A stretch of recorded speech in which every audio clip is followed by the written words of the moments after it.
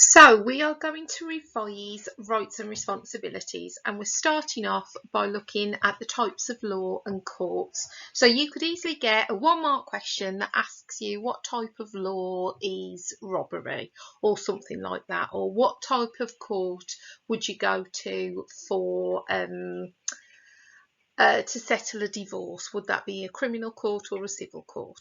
So you need to know the basic definitions. Civil law is the legal arguments about written legal documents. So things like, has your neighbour got their fence and meter onto your garden? Those kind of things. Criminal law is the easy one because it's just what we know as the law. Have you actually broken the law? And that's when you've committed a crime against the state. We've then got our different types of courts, and again you need to be aware of these. For the facts, they'll come up in 1 and 2 mark questions, and then you could be questioned on them in longer questions as well. So if we have a look at England and Wales, and remember the England and Welsh legal systems are the same. Scotland and Northern Ireland have their own separate ones.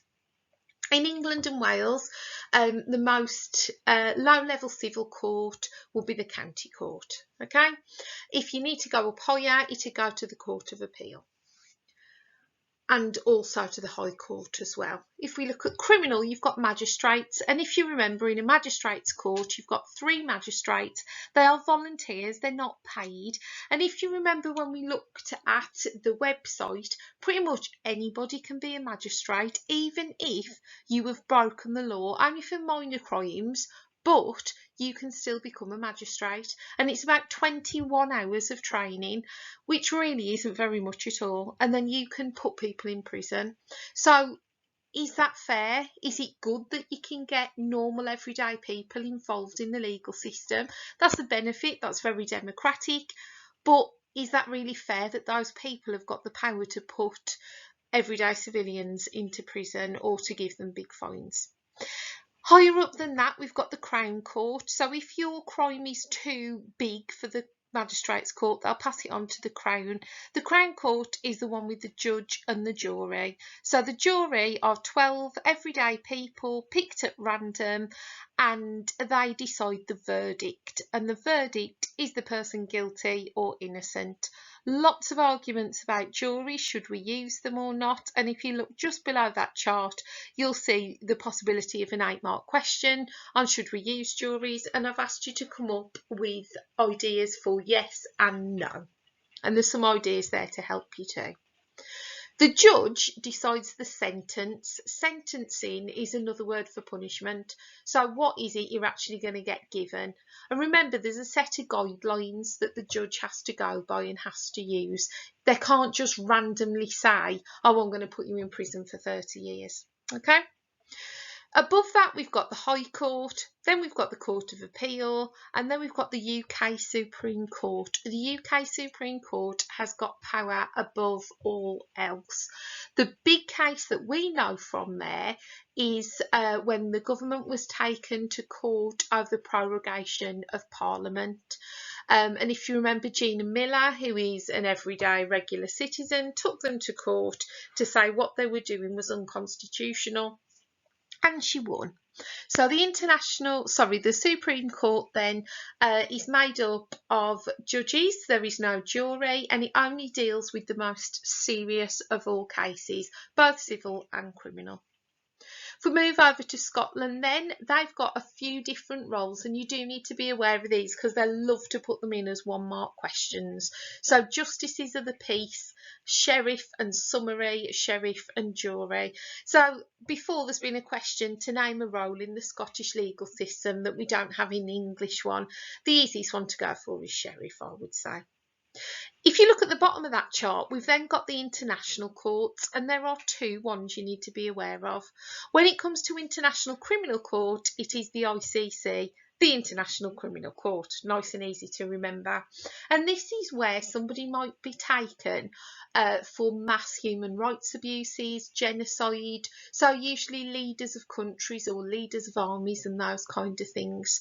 The other one we've got is the International Civil Court, which is the International Court of Justice, and this is where you might be taken for trade disputes if they get above the normal sequence of sorting things out.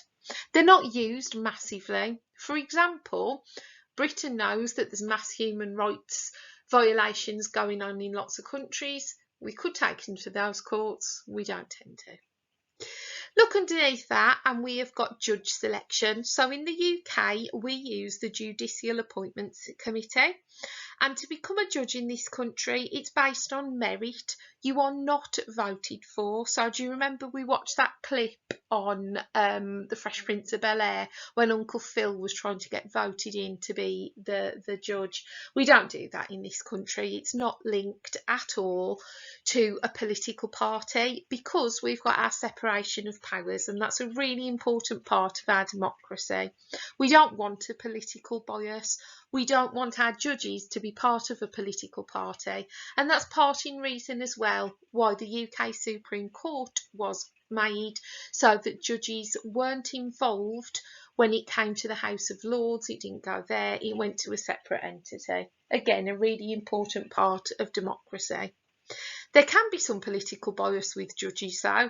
For example, if you remember, most judges tend to be male, tend to be of middle to upper class, tend to be white, and tend to have gone to a very distinguished school and university such as Oxford or Cambridge. So there could be inbuilt political bias with them anyway. Legal ages, you might get a 1-mark question to name an age and something you can do legally then. You could have an 8-mark question looking at whether these ages should be changed. For example, in this country, our criminal responsibility is at age 10. Is that too young? Is it too old? It's one of the youngest in Europe. We do tend to have a lot of problem with youth crime as well, but would it just be deferring the problem if we moved it up? Should you be younger than 17 to be able to drive? Should you be older? Think of all the reasons why and why not. Underneath that, you've got a section on the police. So we're looking at what their roles are, what their job is, and we've done this recently, but things like keeping the peace, protecting people and helping prevent crime, and their powers, the main ones, stop and search. And remember all of the arguments about that. An easy 8-mark question on that. Should their stop and search powers be increased or decreased further? Remember the main fact. There's been 1 million less stop and searches from 10 years ago, but the massive increase in knife crime. But then also remember on the other side the divisions and problems that it causes in society, as some groups such as young black males tend to be over-policed. They've also got the power of arrest and to enter, search and seize goods. Underneath that, we've got some key people. I've spoken about the magistrates. Look at the Police and Crime Commissioner. They love to ask about this. So they are elected. They look after the police budgets for their regions, so as is the West Midlands one. And they look at priorities for the area. And they also appoint the Chief Constable, who's basically in charge of the police in that region. Scottish jury, remember, have 15 people, not 12 like ours. Young people in custody then, so lots to do with young people and crime. Why do they commit crime? Is it to do with peer pressure? Is it to do with being in care, special needs, disabilities, ethnicity?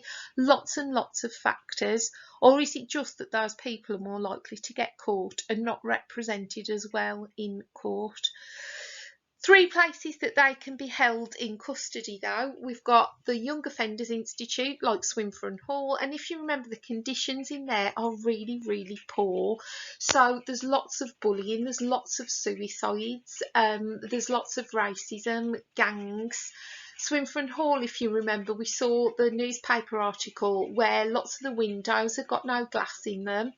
Where there've been lots of attacks on other prisoners and on guards as well. So huge issues with those. That's kind of the harshest one for elders. So either 17 to 24, or if you committed a particularly bad crime if you are younger, or if you're causing too many problems at one of the other institutes, you will be sent there. The medium one is the secure training centres. These provide lots and lots of vocational training, so you actually work while you're in there and you can learn a trade. You can also get qualifications which can help for when you leave your institute. The only problem is with these, again, the actual basis of them is pretty much like young offenders institutes. They are still like prisons. However, it's good because you do get a lot of qualifications. The sort of easiest option then will be the secure children's homes. These are really for 10 to 14-year-olds, a little bit older if you're female, and these are like a care home that you can't leave. So there's a very small staff to prisoner ratio. It's like a big house basically. You get lots of education, lots of mentoring and counselling, and hopefully that will help put you back on the straight and narrow. However, is it really punishment? Lots of arguments, perhaps they're too soft. So when it comes to punishment then, we need to know the aims. So why do we punish people? Why do we give sentences? And the main reasons are for protection. So things like putting somebody in prison will protect public from their crimes. Reparation, trying to make up for what they've done wrong. Perhaps things like community sentences or community service might do that. Deterrence, scare people into not committing that crime. So perhaps giving long prison sentences or harsh fines might stop people doing it again. Retribution, getting your own back. We don't really tend to have many punishments like that anymore. That's kind of, gone out the way. And reformation, reform or rehabilitation, make you a better person.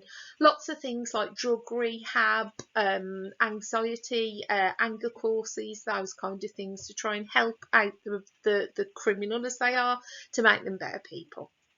Types of punishment then, if you remember, there are two big divisions. So we've got custodial, which is where you go to prison, or you've got non-custodial, where you don't go to prison. And some of the non-custodial punishments or sentences are things like fines, which is the most common kind of punishment, ancillary orders. These are good because they directly address what that person has done. So repair people's harm that they've committed. Things like if you've been speeding or drink driving, you might get disqualified from driving. If you've been harassing someone, you might get a restraining order. Community service is where you go out and act and work in the community. So things like painting fences, collecting rubbish, and this is good because it helps the community out, but is it the easy option? And when it comes to prison, there's different sentences as well.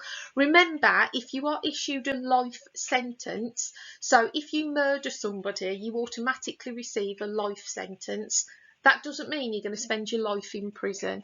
What that means is that you might spend 15, 20, 25, 30 years in prison, whatever the judge awards you, and the rest of the time you are out in the community, but you are on a licence. If you break your licence, it's a set of rules, and if you break that, you'll go back to prison.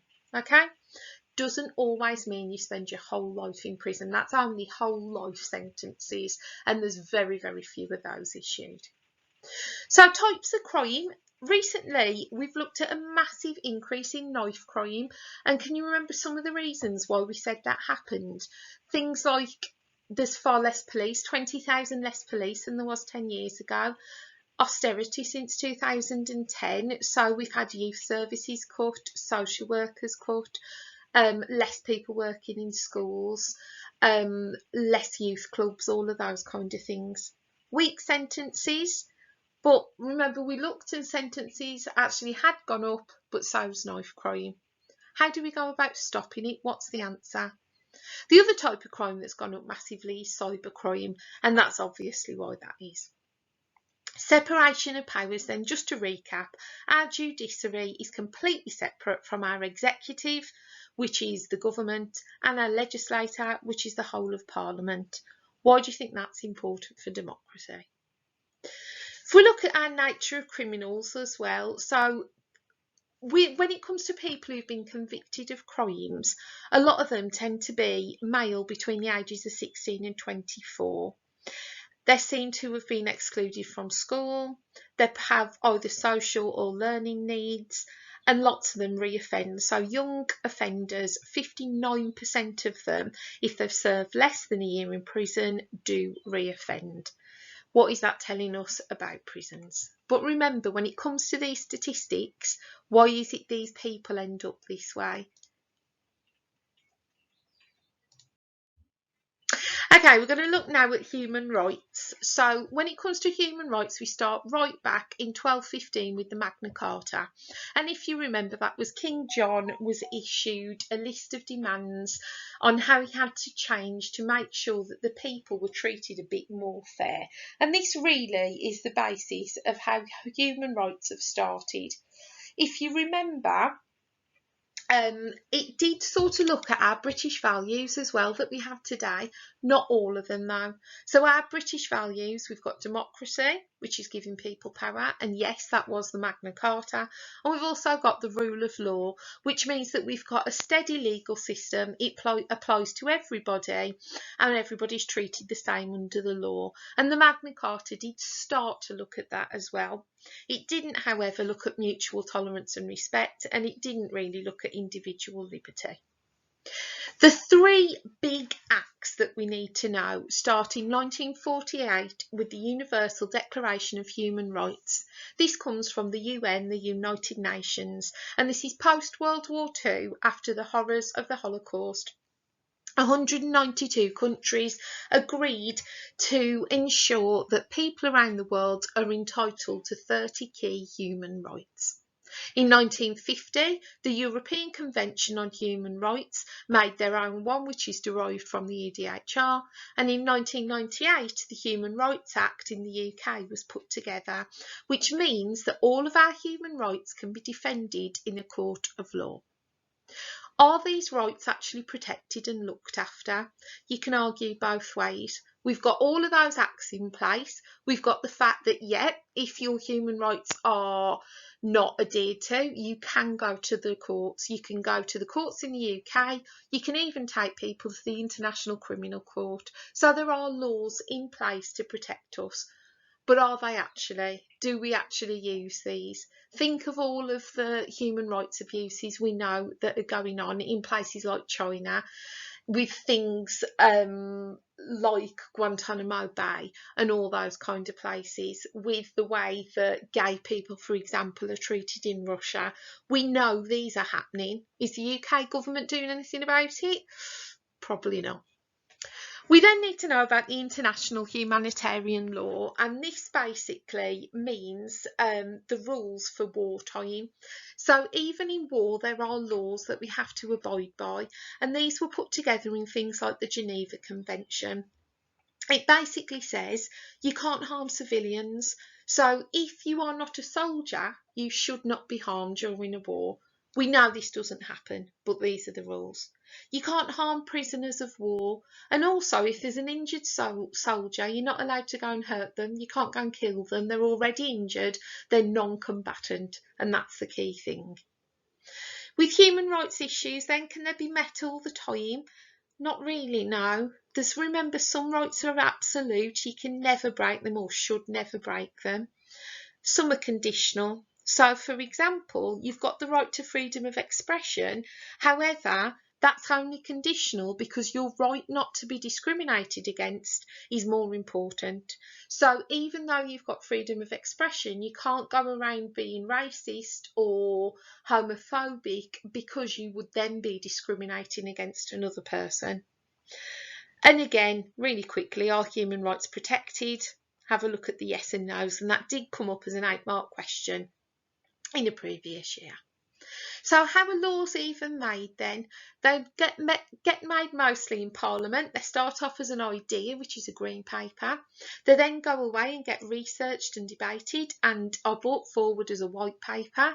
The House of Commons and the House of Lords debate backwards and forwards, making amendments or changes until they both agree.